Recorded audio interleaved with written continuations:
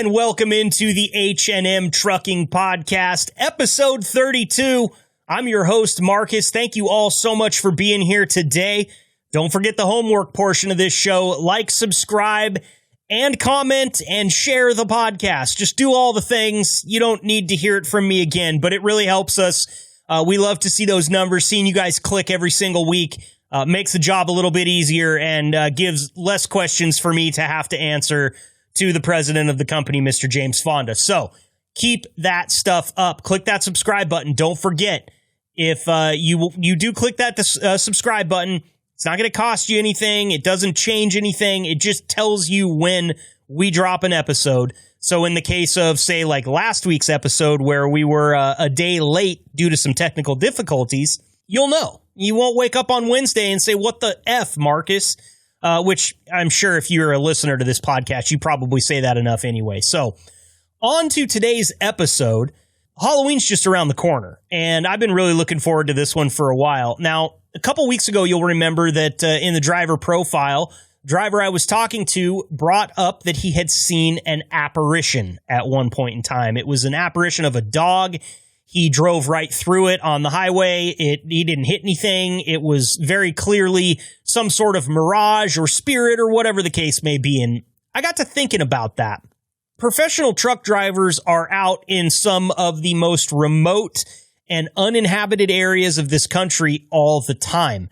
It's really, really dark. For those of you that live in cities and you've never really been out in rural areas late at night, light pollution is a crazy thing in the cities. It never really gets what I would call dark in the cities. Not dark in the way that it gets out in the country, like the mountains or the fields, the Great Plains area. You get away from all that light that a city generates, and all of a sudden, it's really dark. And can your eyes play tricks on you? Yeah, I think so. But that doesn't mean that I'm a non-believer, okay? I know that this is going to catch a few of you off guard. But I think that I believe in this paranormal stuff, man. I don't know if it's aliens or ghosts or, you know, your dead grandpa from years back. I have no idea what it is. What I do know is that there's some stuff that gets seen out there, and it gets seen by a lot of people, that is generally unexplainable. And with Halloween right around the corner, what on earth would I be doing with myself if I wasn't chasing down some of these stories and trying to get them out on the airwaves to you? So, for today's episode, I'm stoked because it's a driver-only episode. I've got great driver interviews. We're going to talk to Rodney Allsup. We're going to talk to Randy Duran. We're going to talk to Dave Ulrich, the Dave Ulrich, as he said. And hopefully, we'll get some spooky stories from the road for you. I don't really have any spooky stories in my life. I thought that I did as Halloween back when I was in college. I was talking all night. Dude, I saw it. I saw that ghost. I know it was there. It was right in the middle of 13th Avenue, right down by the university campus. And then some of my buddies were like, you have drank 28 Coors Lights tonight and God knows how many Jaeger bombs. You can't open your right eye, and that's the problem. I think there might be some gunk in your left eye. You saw something. You thought it was real. Turns out you were just 3 sheets to the wind. But that doesn't mean that I don't believe. I went to Zach Bagans' Haunted Museum in Vegas. There's some cool shit in there. It's scarier than hell because, like, if you don't like clowns, it's a bad place to be. If you don't like weird, just oddities, it's a bad place to be. But if you like that stuff, it's a cool spot. Next time you're in Vegas, I highly recommend stopping by and going on that tour. But let me know what you think. If you're out there listening right now, you're not one of the drivers that's coming on this podcast, I would love to hear your spooky story from the road. Have you seen a ghost? Have you seen an apparition? You seen a skinwalker out there in the desert? You've been out in like Arizona or New Mexico where there's nothing for hundreds of miles on either side, and then some weird being walks across the road in front of you and you totally see it in your headlights? I want to hear these stories. It's Halloween. It's spooky season. So tell me when you got spooked, okay? Let's go ahead and get to the interviews. From Omaha, Nebraska, to whatever lane you're driving, this is the H&M Trucking Podcast with your host, Marcus Bridges.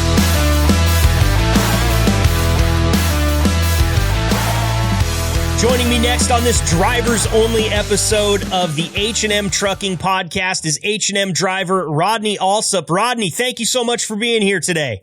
It's a pleasure to be here. Well, kind of. I understand you're kind of having a little bit of a day today.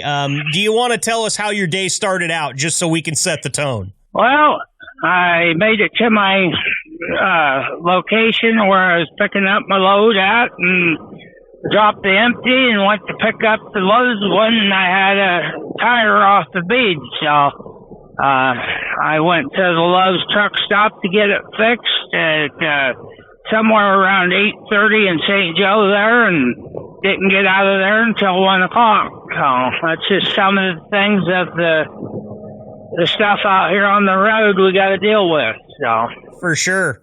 Now, how do you occupy yourself when that's going on? Because I imagine there's a lot of thumb twiddling. Did you get a nap in or anything like that? Or do you kind of have to stay awake and alert just in case they're all of a sudden done with it? No, it didn't take them but about an hour and a half of that to get it fixed. And it ended up, they got it back on the bead and aired it up and it held pressure. So near as I could tell is the yard dogs that move the trailers around the spotters, more than likely they put them in there at sharp turns, turning sharp, and it took it off the bead that way. As near as I can see is the reason it come off. So, well, we're glad that you got the tire fixed and you're back out on the road rolling safely, albeit 3 hours behind schedule. Yeah, I ain't supposed to be there till tomorrow morning anyway. I'll still be hitting my marks, but, I like to beat them marks also. Sure. So tell me a little bit here, Rodney, about how you got into truck driving. I know that you haven't been with H&M for a real long time. Are you a career truck driver, or is this a new career path for you? Well, I've kind of been in the trucking industry all my life. My dad owned his own construction outfit and trucking, and I had to have something to do in the winter times with construction. Ground freezes up and you can't do nothing. So he started hauling grain for farmers around Stewart, Iowa, and that's kind of where I got my start at. Probably not the legalist way, but I was 13 years old. My first time in a 79 Freightliner with a 290 Cummins backed up with a 13-speed Fuller transmission. So you learned the ropes on one of those that was designed for a truck driver. It's got the full transmission in it, big truck, and you were 13 years old. You're not the first driver to tell me that they got their start before they got their license. That's for sure. No, that's right. It is. And I think a lot of that, how it goes into the way I drive is my dad instilled safety into us young as a kid. Is just one of them things that just second nature. It becomes natural. It is. And I take that in every aspect of what I do out here. Some drivers just look straight out that window, and about every 15 to 20 seconds, I'll scan my mirrors and scan my back end, both sides, and come back around to the front. And that's something my dad taught me early on. Right. I think that's there's something to that. A lot of the drivers that I've talked to that learned at a very young age seem to be some of the most seasoned and well-experienced drivers out there on the road, and they have stellar safety records. They're never having trouble that could be prevented because they're always keeping their eye on everything that needs to be watched. For me, Rodney, as a young kid, I actually got into a car at a very young age too. I bought my first car when I was 14. It sat in a garage because I couldn't drive it. But, all those little things, the checking your mirrors, the get out and look, that type of thing, if it's instilled to you at a young age, it will stay with you for the rest of your life. There's no question. Oh, there ain't no doubt about that. I think a lot of drivers out here today, yes, I was resistant against these automatic transmissions, but one place that I find them to be stellar at is in traffic. Yeah. You know, is you don't have to be pushed double clutching and that stuff, and it's a lot more comfortable for the driver. For sure. I still like my 13 and my 18 speeds, and you know, that's just something that'll never go away. But you got to use the tools of the trade. I got my favorites out here of engines and trucks, and they put me in a 2024 Volvo 860. H&M did, and I sure as heck didn't expect that. But the only thing I told them is I would prefer Volvo over Freightliner. Just personal preference. I believe that the Volvos ride a lot better than Freightliners. So that's what I've heard. I've heard that the comfort level behind the wheel is something to be reckoned with for Volvo. It's one of their best features, is what I keep hearing. Yep. There's only one, maybe a skosh a little bit better, and that would be the Kenworth. Mm-hmm. It is, you know, but it ain't much better. The comfort level of comfort, you know. But on the other hand, too, is the space in these Volvos. Sure. You got all kinds of space in that sleeper. Plus, they're a double bunk. Right, right. So you've got room for days. You set up a nice little studio apartment back there, don't you? No, pretty much, yeah. The only thing I don't got is a microwave in here, and I decided I ain't having a microwave in here. 9 times out of 10, I park at the truck stops, and they got microwaves in there. So there you go. There you go. Let me ask you a question that'll kind of approach this from the opposite side, Rodney. It sounds like you've driven quite a few different models of trucks across your career. You like the Volvos because of the ride. What's the worst model of truck that you've ever driven out there, in your opinion? Well, I would say I have to say the Sterling. Okay, that's one I don't hear very often. No, as one of them, it's Ford made them. Mm-hmm. And it is just, I don't know. I don't even know how to come up with the name Sterling, but it's just another Ford like your 8,000, 9,000. So, yeah. But the truck, as far as I'm concerned, is measured by the engine it has in it and the transmission and the gears. Mm-hmm. You know, you get your best fuel mileage at certain gears, but if you can't pull and maintain a hill and you're dropping back from 65 clear down to 40, you know, that fuel mileage gets lost in there. Sure. The trick to that is maintaining that so you don't lose that momentum. Because as we all know, the name of the game is turning miles out here. Exactly. So, you don't get too many of them behind you doing 40 miles an hour up the hill, that's for sure. Nope. It's when you get in the mountains. Mount Eagle down there in Tennessee is one of them. And then you get out west, you got the Sisters and Donner. And it's, like I said, here and name off several different ones. But, you know, it's how a truck pulls it. The level of comfort in the truck is, I just believe that the Kenworth is probably the top end, and Volvo's is a short second, and I would say it is the worst truck. Besides that, Sterling is the Freightliners. They're poorly made, poorly designed trucks, in my opinion.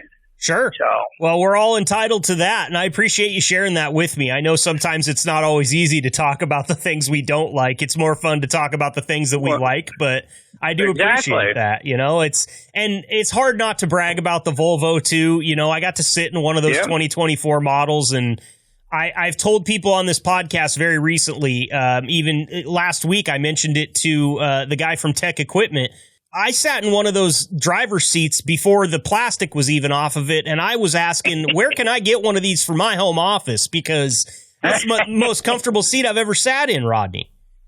Yeah, there's a reason for that too. Right. We set in these for when I get to where I'm going fueling at. I'll be set in this 3 hours. Yeah, that's and a the long level time. of comfort. Yeah, and I've sat in them 5 to 6 hours going straight. Sure. But at some point, you got to get out and stretch your legs, and not for too dang long. So, yeah. So, Rodney, I got to ask you this because we're kind of talking. Halloween's right around the corner, and I know drivers are out there. They spend a lot of time on their own. They spend a lot of time driving late nights and seeing things, parts of the country that most of us will never get to see. But I've wondered because one of my recent drivers here brought up something that was kind of, I guess, had a paranormal bent to it. He kind of felt like he had seen the apparition of a dog out on the road. And when he drove right through it, he didn't hit anything. He just felt like he saw a ghost. I wonder, do you believe in that stuff, or have you ever had any experiences like that out on the road? Oh, very much so. It is. I don't know what you call them, but it's like a silhouette that when you go through it, it's one of them things that I can't explain, and I believe it because I see it. Sure. And it's something you can't touch or feel, but it's also one of them deals just like I'm at a loss for words at when you feel something, you feel a spirit that has come inside of you. I've had that happen before with stuff like that, she's out here for 8-10 hours driving down the road. It gets sometimes can get pretty boring. And stuff like that jumps out at you, and it wakes you right up. I bet that's better than any cup of coffee. No question. Man. So can you tell me about like a specific time that it's happened to you, Rodney? Or here might be a better question. Is there some place out there on your route or any of the routes that you drive where it happens to you frequently? Well, not frequently. I've never had any of it reproduce itself in the same general vicinity.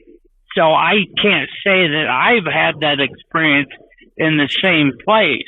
Mm-hmm. I've had that experience in multiple different locations, from Illinois to Colorado to Kansas, specifically Dodge City.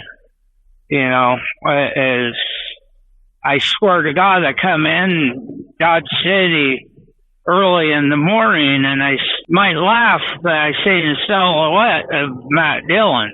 Matt Dillon, the actor? Yes. Really? Yep. He played the Marshall Dillon on Gunsmoke for years.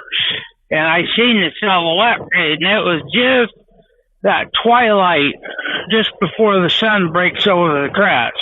And what do you do when that happens? Do you kind of talk to yourself a little bit and try to make sense of it, or do you just keep rolling down the road and put it behind you? Well, I keep rolling down the road, but I also have a visit with me and my God also. And there's, I believe, everything happens for a reason in a person's life, and I try to figure out what that reason was and what I was going through possibly at the time. But there's one thing that here in the past, since I've started with H&M, life has seemed to get a whole lot better and easier because of making some of the choices I have. So those conversations with your God might not be quite as long as what they have been in the past, since life's getting a little bit better, huh? Yeah. Well, he talks to me, but I got to have my ears open to hear what he's saying. You know? Absolutely. When I was 13 years old, there was a gentleman named Claire Rogers down in Maxburg, Iowa. We was out in the timber cutting wood. And I was quite a little chatty fellow back then, and he goes, Rodney, the reason the good Lord give you two ears and one mouth. I said, oh, really? He goes, you're supposed to listen twice as much as you talk. And that is vital information in my life that I've used throughout the years. Well, it's good advice. And let me tell you, coming from a podcast host, I missed that lesson in school, and I'm going to take some of your advice here and try to put that to work a little bit, because I'm a chatty fellow too myself, Rodney, if you can't tell. No. Oh, man. Well, hey, listen, I'm really glad that you got the tire fixed today. I'm glad that you're back out on the road and rolling, Rodney, and I'm so thankful for you spending some time with us to do this driver profile here on the H&M Trucking podcast today. It's not as bad as it's sold. It's pretty easy, isn't it? Yes, it is. It is just telling my experience of what happened out here. Yep. It's one of them things that is, if I don't share my experience out here, is how's anybody going to know or learn that possibly listen to these podcasts? So anytime I can be of help to you or anybody, don't hesitate to give a jingle. All right. Well, really appreciate that, Rodney. Before I let you go, is there anything that you would like to say to any of your fellow drivers or any of the H&M staff? Oh, to the fellow drivers, I would suggest when you're getting irritated at traffic out here is use a little thing I do is take myself out of my seat and try to put myself in that person I'm getting angry with, because we never know what other people are going through. So be kind to everybody. Tall order, but yeah, well, I try to do that. It's a tall order, especially when you're a driver and you're dealing with all the people in traffic. I know it's being kind to everybody seems like a great idea until you get caught in a traffic jam, and then you really start to rest on those laurels, you know. Nope, that ain't no kidding. All right, Rodney. That's a fact. Will you be safe out there? And thanks again for joining us today, okay? Thank you very much. Yep, have a good one.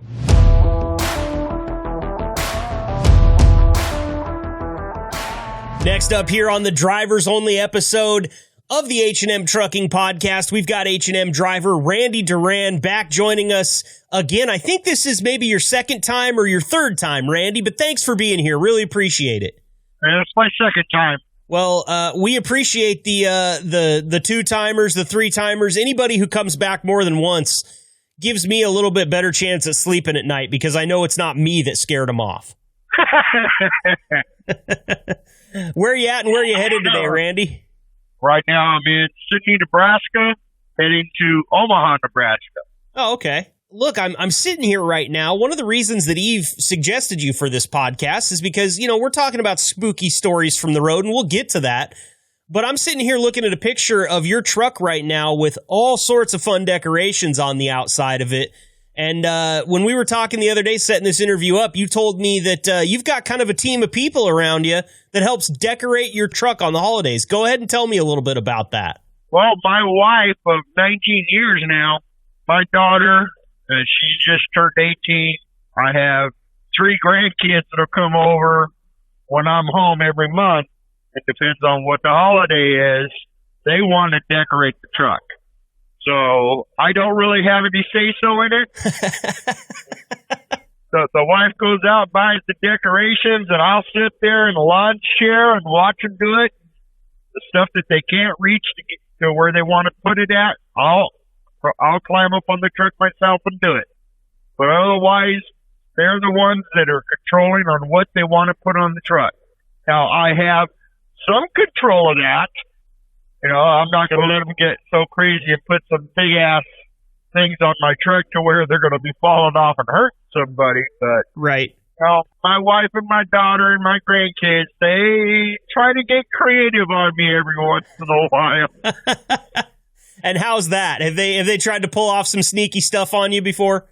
Oh yeah, they have. Yeah, they have. Like the big blow up Casper and all that. The other ones, the big blow up ones that you see on your front lawn.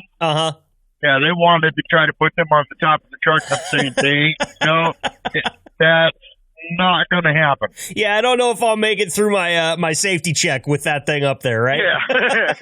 Yeah. Well, that's awesome. So I know they decorate it for Halloween. What other holidays do you have them decorate, or do they decorate it for you? And are there any holidays that you refuse to have it decorated for? For Thanksgiving, you're not touching my truck. I'm sorry. That and Valentine's Day. That and Valentine's Day. So you're telling me you don't want a bunch of pink on your truck because, it's such a pretty looking truck. I mean, I would think a couple of pink hearts only make it look better, Randy. Well, they may put a few, like up on the window, and that's about it. But they ain't going all out on my truck on Thanksgiving or Valentine's Day. But all the other holidays that come around, like I tell them, feel free. There it is. Yep. Just let me know so I know when I got to go. Like I'll have to go buy zip ties and stuff, hang whatever decorations are going to hang and everything, and then I sit there and make sure everything is nice and secured and stuff like that. And like I said, Christmas will be coming up, so I already have Christmas lights that I carry from last year. So depends on what the wife is going to do this year. I just got to sit there. Okay. Yeah. How am I going to put everything together now? I gotcha. Yeah, because I'm in the picture here. I see that they've wrapped your Bambi Basher with all sorts of. It almost looks like kind of like a Halloween garland, and you've got skulls all over the front grill there. Yeah, I'm sure that those probably take some zip tying down to make sure that those don't go flying off. Yeah, because I have to. What we do on those, on the skulls that are up on the top and on the front grill. This year, I kind of told my wife, I go, right now, you got rainy season, you got the snow. I go, when I get out on that road and that rain hits it, it kind of just tears that particle board apart. So what we did was we bought the skulls that are up on the top. You can see those. Those are all plain board, but my wife and my daughter painted them this year. Oh, okay. Very cool. Those are all hand painted. Wow. The ones on the front grill are the same thing. They're hand painted by my daughter and my wife. And all I do is I drill holes in them to where I put the zip ties to. But we didn't laminate it, but we used clear coat paint. Oh, that's a good idea. Yeah. Seal them up so that the weather doesn't get them. Yeah. So they're lasting a lot longer now. That's great. What do the other drivers out there that you run across think about it? A lot of them like it. I mean, I've talked to a few of them, especially on Facebook that know me and stuff like that. And a lot of them have asked, like during Christmas time, how do I hook my lights up? And I'll tell them, I run a cord this way and I run it up to the lights and everything like that. If you know somebody who knows how to wire them into your wiring harness, you can have them do it that way, but you just don't go overboard, and you don't get the glass light bulbs, you get the plastic ones. Right. And like I said, you just don't go overboard. A lot of times, I even had a CHP officer one day pull me over. I just wanted to look at your decorations. I don't see how the hell you did that. They say, well, next time, officer, maybe don't bring the lights and the sirens because that was a little bit too much, right? Yeah. I remember as a young kid, my dad managed sawmills, and so I spent a lot of time out at the sawmill with him on the weekends, just dinking around, riding four-wheelers and whatnot. And there were quite a few log trucks that would come in around Christmas time with big Christmas wreaths on the front, hooked up to their grill guard there. And I always thought that was cool, but it sounds to me like you go a lot the family goes a lot further than just a Christmas wreath. If you've got lights and all sorts of stuff, man, that's great. You're going to have to send me a picture around Christmas so we can take a look at the truck and maybe share it with the rest of the people listening to the podcast, because it's very unique, Yeah, well, I'll send when I go back home. Like now, I'll go home for the beginning of November. The end of November, when I go back home again, which is the beginning of December, is when I'll decorate the truck. Gotcha. So right at the beginning of December, I'll decorate it. I'll take pictures. I send them in to usually, I'll put them on the H&M page. And I challenge the other drivers. So, hey, okay, guys, I'm ready. Let's see what you come up with. Well, the other drivers might not all have a gaggle of grandkids and kids and a wife to take it over for them. That might be a lot of work for just one guy. Yeah, well, there was another driver I seen a week ago when I was in our yard, and she had some skeletons and stuff on the front of her truck. She had a full-size skeleton on the back side of the cab of her truck. Really? And the lights lit up. Oh, that's cool. And I'm going, we used to have other people that used to work for us. I don't know if they're still with us.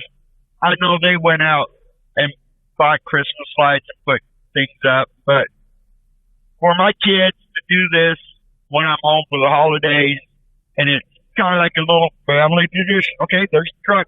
Oh, yeah. Your grandkids are going to remember it for the rest of their lives. That's something that they'll pass down to their grandkids, Very cool. Well, I'm glad that you guys have a little bit of taste with it, Randy, because I saw a video of a Toyota Prius in Portland, Oregon, just yesterday, and the lady had bought one of those 12-foot tall skeletons that they sell at Home Depot that's like a yard ornament, She had that thing sitting on the top of her Prius, just like it was, and I mean, it was funny, and it's something you see every day in Portland. That's just a normal thing. It wouldn't surprise me if that thing's not on her rig 24/7, but it looked like there might be some clearance issues with it. And that was the only thing I could think about is, man, she comes under a low bridge like a 13.4 or something like that. That skeleton's head and shoulders are coming off. So you got to think about that type of stuff, the safety part of it. And of course, you as a professional driver, this like the back of your hand. But the safety part of decorating your vehicle is always a good thing to keep in mind. Yeah, that's what I tell, when my wife is doing things and she's putting up things, she'll turn around and ask, what about this? But, yeah, it's okay there. Don't go any higher. On the front Bambi grill that I got out there, when she's decorating that, a lot of times she'll cover one of the lights, and I'll sit there and say, no, you can't cover the light. Yeah. I go, you can move it, over a little bit, but you got to have them headlights. And she asked me one day why. I go, because if I'm going down the road and I can't see what's on that highway, it's my ass. Yeah, for sure. And also the CHP kind of, and all of the highway patrols out there kind of frown upon semi-trucks not having headlights, I'm sure. Yeah. So, and she understands that there's certain things that they'll put on my dash. They'll say, okay, you can have this, you can have this can't hang down, this high or this low. And then plus with me inside the cab, when they get decorated on the inside sometimes, I carry 2 cats with me. So a lot of times, whatever it is, I got to tell them, just remember, I have the cats. The cats will rip the shit apart. Yeah, cats are a little territorial. They don't like it when somebody comes in and starts changing up their environment. Yeah. Well, they lay over no matter what it is. They'll lay on it, but, if it's a paper mache or something like that, they have a tendency of sitting there ripping at it. If I have lights in here, I'll get away once in a while with lights, but I did it one year and I had blinking lights in here inside. And of course, that was the no-no with me and the cat. Yeah, I can see a cat getting pretty excited about a blinking light. Yeah. And I'm sure when you're driving down the road and you start to hear something rip or tear behind you or something get torn down behind you, it's probably a little nerve-wracking. I mean, you expect it's probably just the decorations, but you never really know, right? Yeah. Well, my wife had a string of, the skulls that I have on the outside of the truck. She had a string of them going across inside the truck back by the top bunk. That flapping back and forth caught the attention of one of the cats. And one of them come falling down one day, and I'm just kind of like, what the hell? I'm looking, and here's a string hanging down, and he's sitting on the floor, tearing up a little piece of it. I'm like, I told my wife, I'm like, you just got to be careful what you're doing and where you're hanging it, because got to make sure they can't get a hold of it. Right. You're dealing, there's a couple of predators in your car there. They're looking for something to do, man. That's great. What are your cats' names, Randy? I have Popcorn and Butter. Popcorn and Butter. And they sound like a dynamic duo, too, with those names. They'll probably use some teamwork to tear your decorations down once in a while. Yeah, well, Popcorn is the first cat I got from the first litter of his mom. And then Butter was the second litter. And I figured since I already had Popcorn was already been on the road, for almost 7 months with me, I said, you seem like you're a little bit lonely. So besides me and you, when Butter came along, I sat there and I was looking through the litter and I happened to point at him and I said, okay, well, I got Popcorn. You're going to come with me. He's Butter. Butter outweighs Popcorn. Well, just like in real life, right? Yeah. Butter is, like I said, Butter's the younger of the two, but Butter weighs about 15, 16 pounds. Oh, that's a good sized cat. Oh yeah, he's a little roly-poly, and Butter's maybe about 9 to 10 pounds. Oh wow. That's a pretty stark difference. Oh, yeah. That's awesome. Well, listen, Randy, before we run out of time here, I got to ask you something because I've been asking drivers on this episode. It tis the season to be a little bit spooky and scary and kind of get into the whole Halloween feel. Do you believe in the supernatural or, ghosts or spirits or apparitions or anything like that? Yes. And have you had any experiences out on the road? Because I've had a lot of drivers tell me that they've seen strange things, or maybe they thought they saw something. They don't ever really know what it is, but it seems like it happens to drivers more frequently than it happens to your average Joe. So can you tell me about any of those experiences or one of them that stands out to you? Out on the road, you can almost imagine what somebody may see or think they see. Mm-hmm. I could be driving down the road, depends on, especially at night, and you're going down a road and you don't see too much of anything, but all of a sudden, out of the corner of your eye, you can see somebody standing on the side of the road. When you look at it, it's just like, okay, I know I just saw somebody, and you see trucks coming up behind you, and I sit there and get on the radio and say, hey guys, watch yourself. There's somebody on the side of the road. At this point, I'll hear the guy's cry. I didn't see anybody. Wow. And does that happen frequently? I mean, it sounds like that's something that's happened to you more than once. I've had it happen to me about 3 different times. Wow. But there were people walking on the side of the road in the dark, not wearing any bright colors. Uh-huh. So, stuff like that, it just scared the shit out of you. Yeah, right. It might not be spooky just in its general nature, but the fact that you're not expecting somebody to be walking down a highway wearing all black in the middle of the night, I mean, that's, absolutely startle you. With a history like me, of Spanish-American Indian, Catholic, things that have happened to me growing up, and some of the stories that you would hear, even the old folklores, like Llorona, which is the white lady, being in a park at night where it's foggy as hell in the park, and outside on the street it's nice and clear. And I used to deliver papers going into that one park one night, and I'm going, Oh, hell no. You couldn't get me to go in there. No. You drop papers over at my house, I'll take care of them there. But I'm not going in that damn park. Fuck that shit. It's great, Randy. Well, listen, I'm always curious about it. I don't know, I'm not one of those people that claims to think I know what's real and what's not. But now with the amount of stories that I've heard and all the drivers I've talked to at this point, I got to think there's something to it. There was one that somebody told me about. It's a lot like what you're saying. The White Lady is I believe what it was called. And it's apparently, there's one on a highway here in Oregon somewhere that people see all the time. And okay, but here's something that you can do. Now, you've heard about the White Lady. Mm-hmm. It's called the Llorona. There is a video that they put out a couple of years ago about her. Okay. It's an old folklore tale that her kids or something like that got killed. But growing up, when I was young, they would talk about her a lot. About kids going in to the bathroom, splashing water on a mirror, and calling her name. Oh, okay. So it's kind of like a Candyman thing.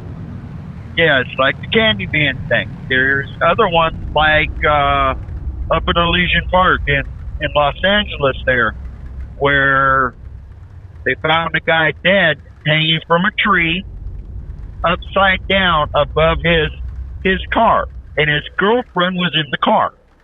That's weird. They blame that. Those are all folklores, but that's the stuff that I grew up on growing up. Right. So you've been well aware of this stuff for a long time. Eyes open, right? Oh yeah. Well, that's awesome, Randy. Well, listen, we're kind of running out of time here. I want to let you get back to what you're doing out there, to your trip, and just be safe out there for us. And again, thank you so much for sharing the time and sharing the stories with us. We really appreciate it. We'll be talking to you again sometime, my friend. I know it's true. All right, no problem. Like I said, come Christmas time, when we do the truck Christmas, I'll make sure that Eve gets a hold of you and sends you the pictures. All right, I appreciate it. All righty? You have a good one. You be safe. Hey, you be safe out there, too. That's Randy Duran, H&M Driver. Thank you so much, my friend.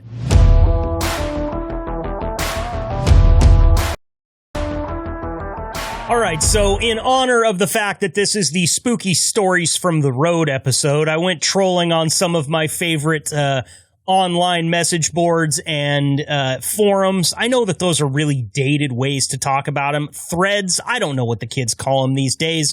I don't have any rizz or whatever they say that you're supposed to have to be cool, but I do know where to find this stuff. And so the question was asked on one specific forum: do you have any spooky stories from driving OTR? We didn't get a lot of great comments on this one, but one that it really made me laugh was from a driver named Chris. He says, anytime an Amazon or FedEx triple tries to pass one another, I can understand that being very scary. Bradley, he tells a story that's scary in a different way, but I'll tell it anyway. He said, some asshole lost something off his trailer last night here in Oklahoma, outside of Henrietta, and I tried to miss it, but had a car on the shoulder and a truck beside me, so my only other option was to hit it, and it ended up tearing out some air lines and broke a coupler off. Luckily, I was able to get my truck onto the shoulder. Sorry to hear that, Bradley. That's obviously something that we're all scared of happening because you don't know when it's going to happen or where. But that wasn't really the type of scary I was looking for. Jen actually chimes in. She just says very simply, my co-driver has found 2 bodies on the freeway in 6 months. That's suspicious. 2 bodies on the freeway in 6 months. Just in case anybody didn't hear that the first time. Weird. My advice to you is to get the F out of wherever you and your co-driver have been driving and go someplace else, because bodies on the road, that's about as spooky as it gets. Unless, of course, we're talking supernatural, which is kind of one of the things I was hoping to get to. And I did get a couple. There's another funny one here from Steven. He says, I once got unloaded in under 30 minutes and thought I traveled to another dimension. That's pretty funny. Ashley tunes in here, and she says, sure, back in 2019, I was at the TA in Nashville. It was raining. I'm about to pass out when all of a sudden I hear, white women, where are all the white women? She says, I forgot to turn down my CB. Dude sounded like Rusty Nails from Joyride, and it creeped me out. I got up and turned off my CB and said, nope, I've seen Joyride. Once again, not exactly what we were looking for, but still pretty funny. Kevin comes on. He says, if you go down I-97, that's in my neck of the woods. That's out here in Oregon, kind of heading south to California, I believe close to Klamath Falls. At 3 a.m., a lady has been seen multiple times by many truckers. I've seen her, but I kept driving straight and didn't look side to side or back. That's interesting because a lot of the lore around some of these ghastly figures that you might see says, don't look at them, otherwise they've got you. So Kevin just kept on rolling. I don't know that I would be able to take my eyes off of that. If I saw what I thought was like a ghost of some type or like, you know, a Bigfoot, like, what do they call them? Cryptids. If I saw one of those or thought I saw one of those, man, I don't know. I might have to shut it down for the night and just sleep there to see if I can get whatever it is to like come back so I can get a picture. You know, I'm trying to go viral here. Finally, Trey, he checks in and he says, I've seen skinwalkers on I-70 in Utah right after Green River place called Ghost Rock. Appropriately named Ghost Rock, and you're seeing skinwalkers. I don't know if you know too much about the lore behind skinwalkers, but it's really creepy, and they're associated with like Native American tribes and stuff like that, and that's when you got to start to really double think through what you're going to do.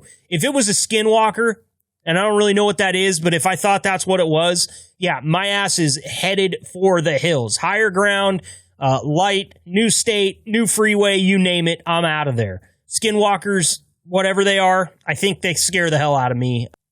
That's pretty much it. I didn't get as many good responses here as I thought I would because I've talked to some drivers and I know that you guys are seeing some weird stuff out there on the road. So let me know what you've seen.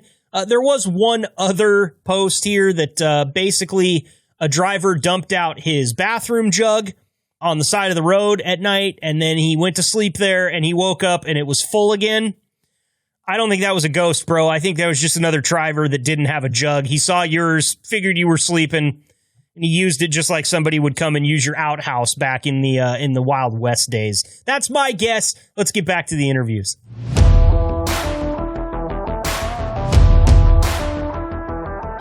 Next up here on the Drivers Only episode of the H&M Trucking Podcast, we've got the Dave Ulrich, and that's how you introduced yourself to me, Dave, so I had to introduce you to the world like that. Thanks so much for being here today. No problem, sir. It's great to be with you, and that is the Dave. That's right. The Dave. And is that like a CB handle, or is that a nickname somebody gave you? That's just a nickname that we use, because if you want something done, who do you call? You call the Dave. Okay, I like it. Well, I'm going to remember that, and I've got your number now. So that's right. I might bug you a little more than you like to be bugged, but we really appreciate you joining us here on the podcast today. Where are you at today, and where are you headed? Today, I am just past Fergus Falls, Minnesota, going from Grand Forks, North Dakota, down to Altoona with a load of barley on. So that's going to Georgia to make beer. Oh, nice. One of my favorite products. No question. There we go. Yeah. Everybody keeps telling me they need me to bring some back. So. Yeah, for sure. How's the weather up north? 64, sunny, beautiful, clear sky. Well, we got the popcorn ball clouds in the sky, but other than that, beautiful. That's great. I mean, that's good weather up there late into the season. I like to see that. Yes. There's been years where there's snow on the ground at this time up there. Exactly. Yes. And I saw it last year while I was up driving up here. So, how long you been driving, Dave? Matter of fact, I just came up on my Facebook. I passed my CDL driver test 6 years ago today. That's awesome. Congratulations on the anniversary. No, thank you. Yep. So. And have you spent that entire time with H&M, or have you worked for other companies as well? No, I'd worked for other companies as well. Okay. So I've been with H&M for about a year and a half now. So I started July of last year.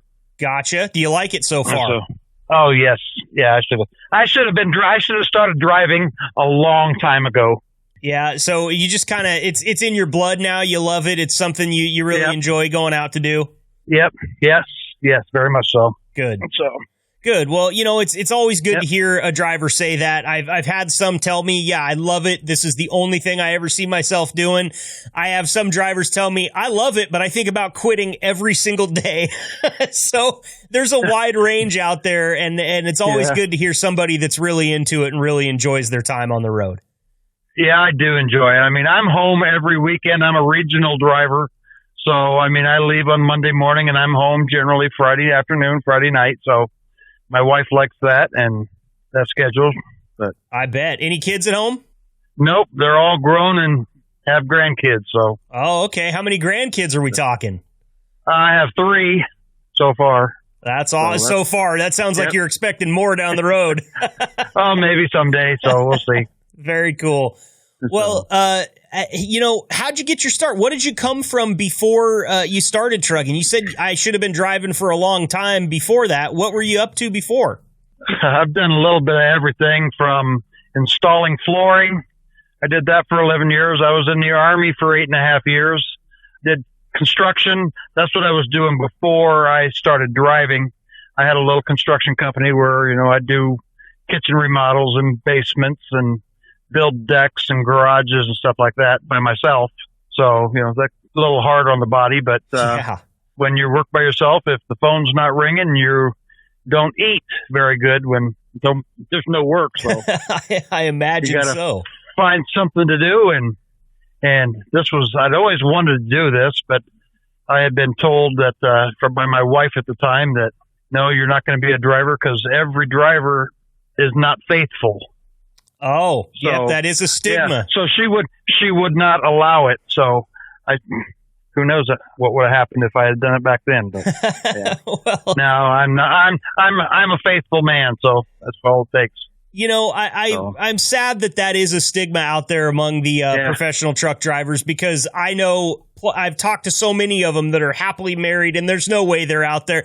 You don't have time, man. If you're out there on the road for 4 or 6 weeks at a time, the only time that you've got to yourself, you're not out looking to try to sniff after someone. You're trying to get some sleep.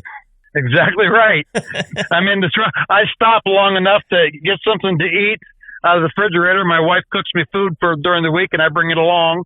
And I've stopped long enough to heat that up and eat it. Maybe scroll through Facebook or look at TikTok videos or whatever, and then I'm out. Sure. That alarm goes off the next morning, and I get up and do it all again. And why would you ever cheat on a good woman who's cooking you food to take with you? I mean, that's exactly right. That's exactly right. She's got to give you more credit for being smarter than that, Dave. You'd think so, but yeah. So now that you've been at it for 6 years, what are you're a regional driver for H&M now, but are there places in the country that you'd never seen before that you were really excited about getting to see, or really excited when you did finally see them? I enjoyed before the company that I worked at before. I'd go to the East Coast a lot, and I had gotten up into upstate New York and up into New Hampshire and Maine. I'd never been up there before. I went on a page on Facebook where they say the states that you've been to, and there was only like 4 states left that I have not been to, and one of them was Alaska. Which makes sense. Yeah. But I'd been to Hawaii. I was stationed in Hawaii when I was in the military. But I enjoy Colorado. So I used to drive to Denver a lot, and I hauled coils for the Denver Mint out there all the time. Now when I go out there, it's for Pella window load or Sherwin-Williams. So sure. Okay. Well, beautiful country out there in Colorado. Nobody's going to argue with you there. What are the states that you haven't been to besides Alaska? I haven't been to Washington State or Oregon, Alaska, and there was Montana. That's it. You're breaking my heart, Dave. I'm a Pacific Northwest kid. I'm talking to you from Oregon. You got to get out here, brother. But as a Midwest regional driver, the company that I came with from before was not licensed for the West Coast. Oh, I see. As see. far as emissions go. So we never went out there. And Midwest Regional. I stay between the mountains, North Dakota to Texas. So probably a good idea, especially this time of year. They call me. Generally, Jim, the dispatch, normally calls me, or the planner will let me know. Hey, you want to go to? We got a load going to Oregon this week, and that needs to be there by Monday morning. Well, they asked me this Friday afternoon when I don't have hours yet anymore. So, tell me on Tuesday. I'll work my logbook a little better, and maybe I can get out there for you. But, well, it's a beautiful drive. There's no question about it. But there are some long, dead straight stretches if you're coming in from the southern end. If you're coming through Nevada up through Oregon, it's pretty boring out that way, but there are some beautiful vistas. I don't know if it compares to Colorado. Colorado is one of those states. It's kind of a gem here in the U.S. Yeah, that's true. I did spend 3 years driving back and forth across Nebraska 3 times a week. Oh, wow. Yeah. Got used to that, huh? Well, that whole lot of nothing. Right. Right. You've seen it all after one trip. I get you. It's so funny to talk to all the drivers that I get to talk to. And one day I got this frantic text message from my dad, who lives in northeastern Oregon, a little town called Enterprise, 2,000 people, way up in the mountains. It's where I grew up. And the highway that gets you to Enterprise just ends 6 miles from where this H&M truck was parked. And he saw it. And he was so excited when there's an H&M truck in Enterprise, Oregon. And I said, you got to go back and take a picture because I don't believe you.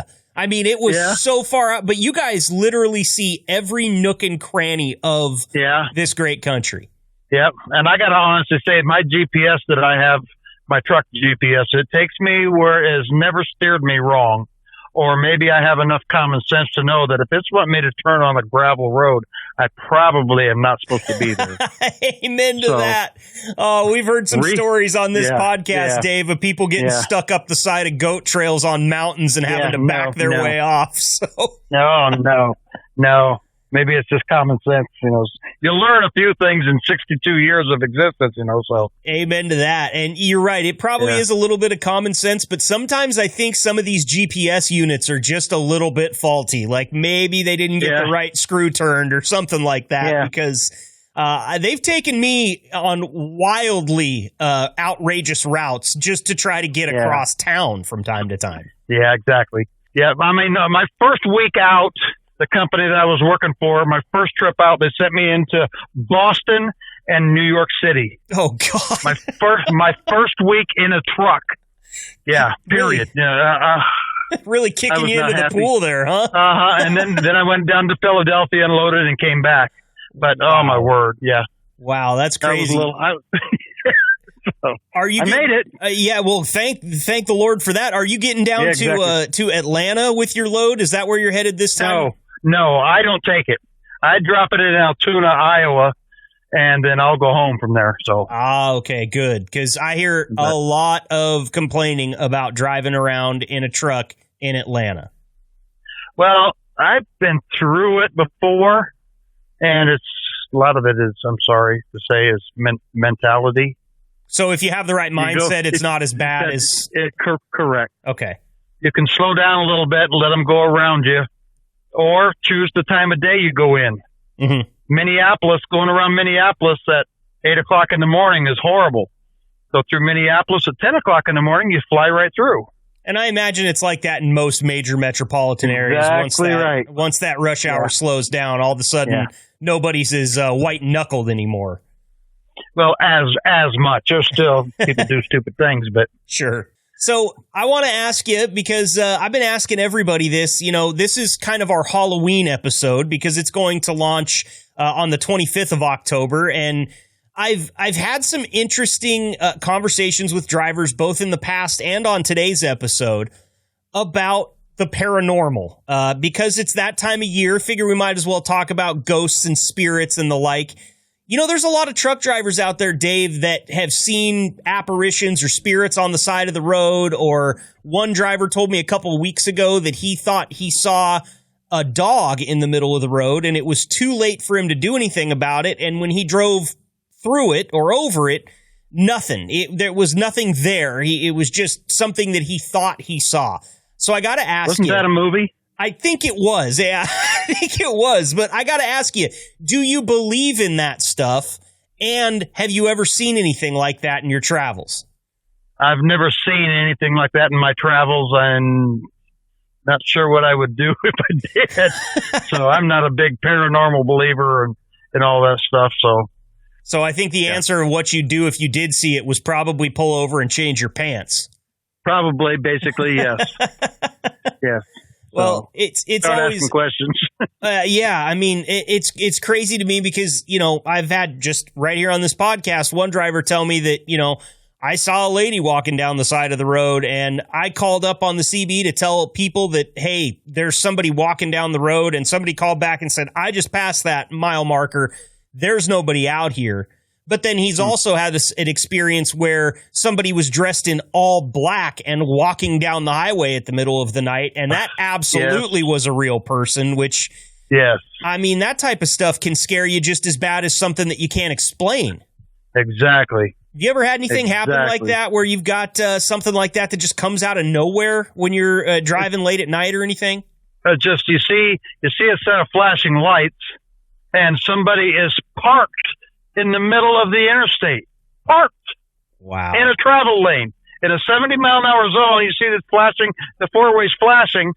They don't move the car over nothing, and it comes up on you that fast, you barely have time to even react to it. Thank God nobody was in the other lane, and I could get over and out of the way. Wow. And probably stress the truck just trying to make that maneuver. I imagine with a full load on the back, that's not an easy maneuver to make. Exactly. So did you ever look into that? Was there ever any reports on it or anything like that? I didn't look into it. I was still shaking about 15 miles down the road, you know, thinking, Jim, at Christmas, I don't know what that was, but you call in and try to call in 911 and tell them, because now I don't remember what the mile marker was, but there's somebody parked up here in the middle of the road. Yeah. But, you know, send somebody out there to find out what's going on before they're going to get killed out there, and they're going to kill somebody else. Right. And if you can't find the mile marker that I'm trying to refer to, just get on the westbound side and drive until you see a car parked, right? Exactly. You know, Wow, that's crazy. Well, you know, a quick reminder to everybody listening, if you stall out on the interstate, just get it to the shoulder any way that you can. Because these drivers, they're going to see you, but they might not be able to do anything about it by the time they get up on you. Yep. Well, exactly. Glad that you made it out of that one safe. Yeah, exactly. Also, then there was a time going across Nebraska, and you look over and you see a pickup over in the ditch, and you look up and boom, 50 feet in front of you is 15 cars stopped again. You know, the traffic is all of a sudden stopped. That's why that truck was in the ditch, because he moved over to avoid somebody, and I stopped. I mean, it just got stopped. I was empty, thank God. Oh, yeah. If you were full, no way you get stopped. Yeah, exactly. Or you look over in the wintertime, driving across Nebraska empty, and you look in your mirror and your trailer is in the other lane. Oh, wow. The ice. That'll freak you out a little bit, too. So is that like you hit some black ice there? Is that what happened? It's something that just the wind blew the 40-mile-an-hour winds just blow the trailer into the other lane. Wow. When you're empty. Just it's time to park. Yeah, I would have to waterproof my seat if I was a truck driver, Dave. There's no question about it, man. You know, I don't like to admit things like that about myself over the airwaves, but I just know enough about me to know, because the way that you guys can handle coming back from those experiences too has always been something that's that I have a great respect for, because if I'm out in my pickup truck driving and something like that happens where it's a close call, I'll find myself 30 minutes or an hour later still, like, the adrenaline rush is still there. I can still feel my heart beating fast. You guys really have to be able to turn that around and get back to the focus on everything that you have to focus on. Breathing. Is that how you do it? Somewhat, and it's I believe that the Lord and Savior Jesus Christ is sitting there in my path as my co-pilot and keeps me, you know, safe and knows exactly what's going on. So, and keeps me aware of what's going on. Sure. In my surroundings. So, well, Great co-pilot to have, Dave. No question about it. That's right. So, that's great stuff. Well, Dave, listen, I'm up against the clock here, so before I let you go, I want to give you the same opportunity that I've given every driver today, and that's the opportunity to take the floor and say anything that you've got to say to any of your fellow drivers out there, or any of the H&M staff or family that you want to address here. Yep, I want to first off say hello to my wife and tell her I love her. And start at the top, talk about Lindsay, the van operations person. She's amazing. I have a new dispatch, Tim. He's doing a great job. I did have Jennifer. She went down to the shop and's working there. She was awesome, too. Her and I had a great relationship. Jim, that does the planner, and Mitch, both of them, the planners, they do a great job. They know me by name, and they say, well, that's so. The Dave was doing this. They know it's going to happen. So other than that, that's what I got. Okay. Well, the Dave, we really appreciate your time. That's right. And we're never going to forget that nickname. You stay safe out there, and we'll get you back on the podcast sometime in the future. All right. All right. I appreciate it. Thank you. And that's all I got. Okay. Thanks, Dave.